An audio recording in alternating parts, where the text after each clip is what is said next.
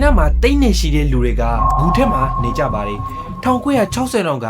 Soviet Union က nuclear attack လုပ်မှာကိုကြောက်ခဲ့လို့ပဲဖြစ်ပါတယ်အဲ့ဒါကြောင့်သူတို့ရဲ့ leader က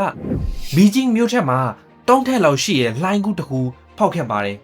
အဲ့ဒီထက်မှာ tunnels bomb shelter school hospital တွေစောက်ခဲ့ပါတယ်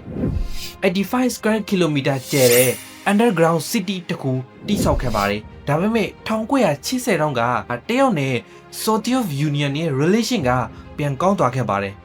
ဆိုတော့ဒီ nuclear attack ဖြစ်မှာကိုကြောက်စရာမလိုတော့ဘူးဆိုပြီးတော့အဲ့ဒီ underground city ကို government ကပိတ်ချလိုက်ပါတယ်ဒါပေမဲ့နောက်နှစ်20လောက်ကြာတော့တရုတ်မှာ college education တိုးတက်လာတဲ့အခါ graduated လူငယ်တွေအလောက်ကိုင်ရဖို့အတွက် Beijing မြို့ထဲရောက်လာခဲ့ကြပါတယ်ဒါပေမဲ့အဲ့ဒီမှာ room rent က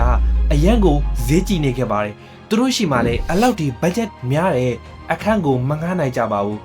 အဲ့ဒါကိုကြည့်ပြီးတော့တရုတ် government က underground city ကို living space အဖြစ်ပြောင်းလိုက်ပါတယ်ဈေးတောင်းတနဲ့ငှားပေးခဲ့ပါတယ်ဒီ underground city ထက်မှာ room ကအရန်ကိုသေးပါတယ် natural light ကလုံးဝမရှိဘူးလူပေါင်း30လုံးအိမ်သာတစ်လုံးထဲကိုတောင်းနေရခဲ့ပါတယ်အထက်ထဲမှာ fungus train ကြားမှာလည်းနေရပါတယ်ပြောရရင်သူတို့ရဲ့ဘဝကကြွက်လိုမျိုးနေရတာပဲဖြစ်ပါတယ်အဲ့ဒါကြောင့်သူတို့ကို the red tribe လို့ခေါ်ကြပါတယ်ဒီနေ့ဗီဒီယိုကတော့ဒီလောက်ပါပဲကျွန်တော်ရဲ့ဗီဒီယိုကြည့်ပြီး knowledge တစ်ခုခုရတယ်ဆိုရင်ကျွန်တော်ရဲ့ဗီဒီယိုကို like and share လုပ်ပေးဖို့မမေ့ပါနဲ့ခင်ဗျာကျေးဇူးတင်ပါတယ်